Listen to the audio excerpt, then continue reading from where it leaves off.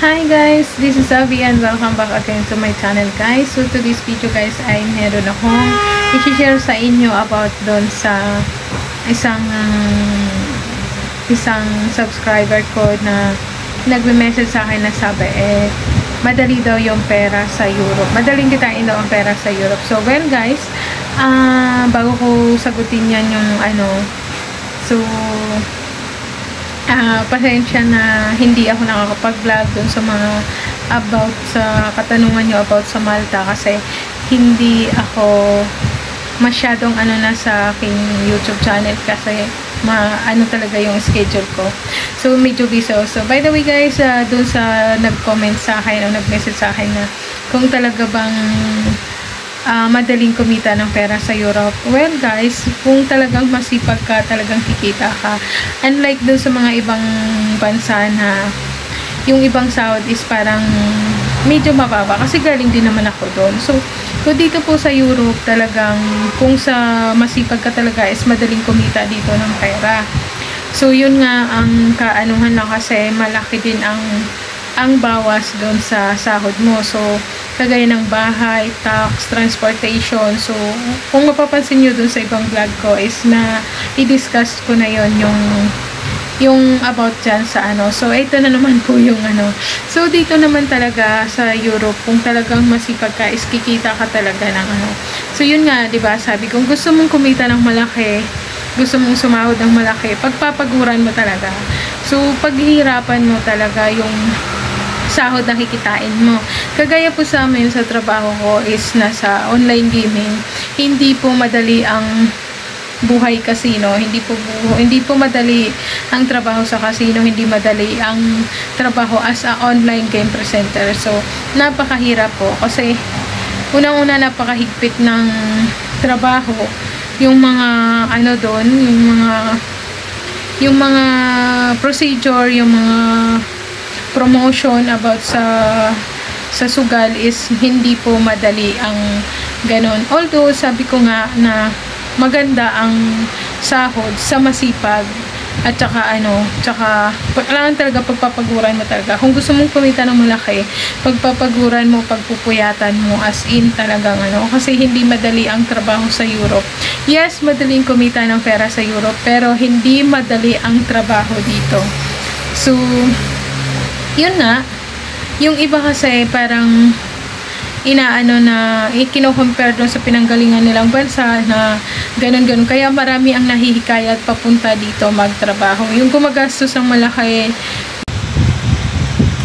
Yes guys, gumagastos sila ng malaki para lang makarating dito sa Europe, makapunta dito sa Europe guys. So, yes, tama po yun. Madali pong kumita ng pera dito. Pero, pagtatrabahuan mo, paghihirapan mo guys, pagpupuyatan mo, hindi kagaya doon sa ibang bansa na napuntahan mo is parang pwede kang mag-fix doon. Kasi hindi mo iisipin yung bahay, hindi mo iisipin yung kuryente, hindi mo iisipin yung lahat ng ibang expenses mo. Dito sa Europe, kailangan mo magpakapagod, magpakamatay sa trabaho. Kung kailangan kasi wala kang pambayad sa bahay, wala kang lahat. Paano ka makakapasok kung wala kang pamasahe? Unlike dun sa ibang bansa na libre accommodation, libre ang transportation. So, dito naman is may libreng transportation naman pero depende sa trabaho mo. Depende rin yun sa oras ng pasok mo. Hindi yung susunduin ka sa trabaho mo, ganun. Walang ganun. Wala pong ganun. Tapos, yun nga guys,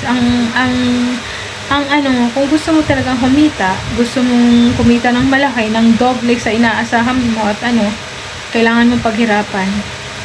So, yung mga nahihikayat na pumunta dito sa Europe, o mga nagsasanla ng bahay, lupa, mga kung ano-ano pa, na kung maaari, pagdating kasi dito sa i-make sure mo talaga na may papasukan kang trabaho kasi sayang yung pera na inutang mo. Kagaya sa akin, utang yung pera kung pinunta dito. So kung buti na lang sa akin is nakapasok ako agad at yun nga, nakapasok ako agad dyan sa casino. Kung baga sa nababalance mo yung sahod mo, pero kailangan talagang, kaya nagkasakit ako noon kasi kailangan kong kumayod ng doble ng sasahod ka ng malaki pero kailangan mong ang katawan mo naman ang susuko. Kasi, unang-una, pamilya mo, syempre priority ang pamilya mo, hindi pwedeng wala. Yung utang mo doon sa ginastos mo papunta dito, yung bahay mo dito, yung pagkain mo, yung pamasahe mo. So, napaka-stress talaga nung unang araw, unang taon na dumating ako dito. Pero kaya naman, yun nga, madali siyang kitain ng kagaya ng sahod mo dati. Madali lang. Pero, kung lahat ng sahod mo is buo, na nasa iyo, is maganda. Pero hindi kasi ang dami mong mga expenses dito. May matitira man, medyo may konting diferensya lang dun sa sahod mo sa kung saang bansa ka.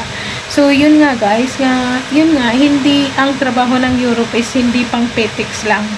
Kailangan mo pagsipakapan, pagtrabahuan, pagpaguran, pagpuyatan talaga para kumita ka ng malaki, para kakasya po guys dun sa mga expenses mo.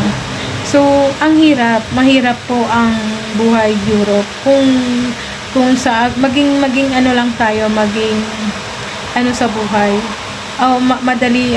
Maganda sa pandinig ang Europe kasi siyempre malaki yung currency ng pera dito kaysa sa dollar, di ba? Pero malaki din yung expenses dito, guys. Kung hindi ka magpapakapagod, magpapakapuyat, maglalakad sa trabaho mo, nakakatiri ka ng araw, mainit, sakripisyo talaga. Kaya kikita ng malaki. Pero, sulit naman yun ng sasapat sa pamilya mo, sa mga ibang bayarin, gastusin. Pero yung katawan mo ang susuko. Parang doon mo mararamdaman talaga na pagod ang katawan mo. Kumita ka man ng malaki, pagod talaga yung katawan mo. Kaysa yung dati sa trabaho mo na sa Dubai, mapagod ka man, or kung saang bansa ka man, mapagod ka man, hindi mo ramdam yung halos lahat ng katawan mo, pati utak mo, na stress ka pa, diba? Tapos yung pamilya mo, hindi ka man lang magawang kumustahin kasi nakikita ka sa social media na maayos, nakangiti ka, nagpicture ka sa magandang lugar, may post ka sa kung saan ka hindi ka man lang magawang kumustahin. So, kung baga sa dagdag pa sa bigat ng buhay na yun nga, parang maano din, yung sakripisyo talaga ang pag-a-abroad dito sa Europe. Siguro yung mga iba nakaka-recover na sila kasi siyempre yung iba matatagal na dito, matatagal na sa ibang So yung mga nag-uumpisa pa lang at saka utang ng pera nila dito, i-make sure nyo talaga na pag pumunta kayo dito sa kahit saang bansa ng Europe is may trabaho talaga kayo na papasukan kasi hindi kayo pwedeng tumambay dito dahil yung bahay nyo umaandar yan. Umaandar ang yung kuryente nyo, umaandar. Walang libre po dito, walang libre makitulog, walang libre walang ganun. Lahat may bayad. So, kailangan mong magtrabaho pagdating dito. Tsaka, mga expenses dito, medical, lahat ng mga insurance at ng mga may bayad yun. Walang libre ng employer, walang ganun. Walang ganun dito. Lahat shoulder mo. So, kung wala kang pera, tapos tambay ka ng ilang months dito, ilang linggo, paano na? Tapos yung pamilya mo sa Pilipinas, syempre, asahan, nasa abroad ka, nasa Europe, di ba?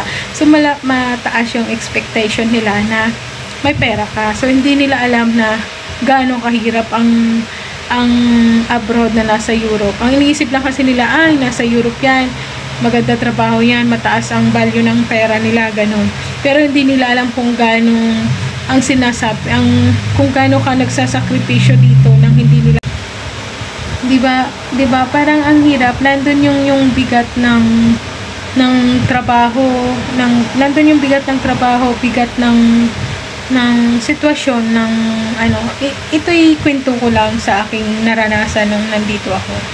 So parang nabigla yung isipan ko, katawan ko lang. Kaya nung unang first year ako dito, nagkasakit ako ng andun yung pressure, pero walang nakakaalam na kahit sinong pamilya ko or nalaman na lang nila nasa ospital ako na ako. Kasi sa pagod, puyat na yun, para lang kumita ka, para lang yun, kasi di ka pwede kaya ka nga nag-abroad para kumita So, bawal sa abroad ang patambay-tambay, pa petiks. Yun, kung halimbawa nakikita nyo, nagre-relax, nag-post sa Facebook na nakangiti, nagpicture ng kung wag nyo nang wag na kayo mag-isip na, ay, ang yabang nito kasi nasa Europe, nasa ano. Wag ganoon kasi hindi nyo alam kung anong pinagdadaanan ng isang OFW na ano. Yun na nga lang yung kasiyahan, ibinas nyo pa. Hindi nyo alam ang pinagdadaanan ng tao kung stress na ba or ano. Para sa akin, ano, isa rin yung family na kumustahin ka man lang, tawagan or ano, tawagan ka ng pamilya mo, mga kapatid mo, kung sino mahal mo sa buhay. Masaya na yon sa feeling ko o sa ibang ano na kumustahin ka man lang,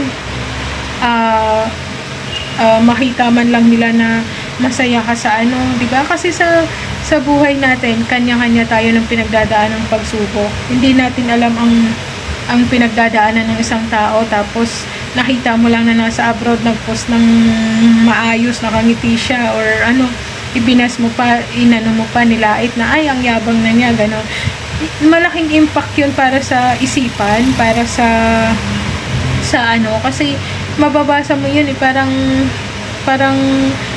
yung bigat ng pinagdadaanan ng isang OFW na nagsaya ka lang naman o ano, parang binas ka. Dapat gano'n, hindi ano.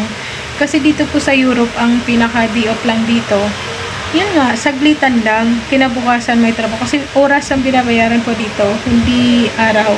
Kaya lahat ng oras ng bakante sa trabaho mo, kung may day off ka man, na makapag-pasyal ka, makapag-picture ka, ay ang saya na ng ano, araw mo nun. Kasi mostly talaga ang day off dito is matutulog ka lang kasi galing ka sa panggabi, galing sa ano. So ang pinaka-day off mo is yung tulog mo sa araw. So kung may picture ka man sa labas or kung ano, naging masaya ka man ng day off mo, sayaan nyo na, wag na nang ibas. Kumustahin nyo na lang para nakaka-relax din ang isipan yun eh. Diba? Parang ang saya. Ako, para sa akin, kumustahin man lang ako o message ng ano, masaya na ako, ang saya ko noon kasi ibig sabihin, naalala ka nila. Hindi naman kay porket kinumusta ka o wala sa mood yung isang tao o yung kinumusta mo, nagkatampuhan kayo or ano, intindihin mo na lang kasi hindi mo naman alam kung anong pinagdadaanan niya, kung anong nararanasan niya doon. Dapat give and take, hindi yung kumustahin ka man ng mga kamag-anak, mga kapatid, mga ano, is normal na yan, magkakatampuhan or ano. Intindihin ng bawat isa kasi hindi mo alam ang buhay na pinagdadaanan dito sa labas, dito sa abroad is napaka ano, hindi naman lahat ng bagay o lahat ng ano ikukwento mo, di ba? So nandun pa rin yung privacy ng ano, pero kung may mga bagay man na hindi nagkakaunawaan ng ano, wag nang wag nang i-bash ba, wag nang pag-isipan ng hindi maganda na ang yabang na niya, sarap na ng buhay yan kasi nasa Europe yan, nasa ano. Wag ganoon. Wag ganoon kasi nakaka-apekto din yun sa mental health ng isang OFW o sa atin. 'Di ba? So, yun guys, ang dami ko nang nasabi. So, yun nga, sabi ko sa inyo na, yun nga sabi na, parang ang dali daw kumita ng pera sa Europe, ang sarap ng buhay na ano. Hindi po, kahit saan bansa kayo, lahat ng perang gusto mong kitain, pagpapaguran mo talaga. Kung gusto mong kumita ng malaki, pagpapaguran mo talaga ang trabaho, sakripisyo talaga. Hindi kagaya ng ibang bansa na marami silang less na ano, hindi mo kailangang isipin. Pag nasa Europe ka, lahat babayaran mo, lahat stress.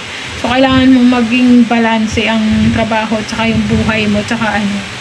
So, yun lang. Oo, masarap lang yun sa pakinggan, pero kung kayo ang makakasubok, masasabi nyo na ganito pala dito. Madali kumita ng pera, pero katawan mong susuko sa ano. Ganun naman talaga. Kasi kaya ka nga nag-abroad para kumita para magpakapagod eh. Kaya minsan, kailangan din natin mag-relax. Ganun. Kailangan din natin kumustahin ng mga mahal natin sa buhay. Hindi yung puro nega lang. Kasi maging masaya na lang tayo sa buhay, sa bawat isa. Hindi na yung magbigay pa tayo ng sama ng loob sa kapwa natin, di ba? So, yun guys. Hope you guys na mapanood mo tong video na to at saka masagot ko yung comment mo at saka message mo. So, go ka lang sa hamon ng buhay. Huwag susuko at palagi magdasal sa Diyos. Kaya natin yun. Okay, thank you. Bye!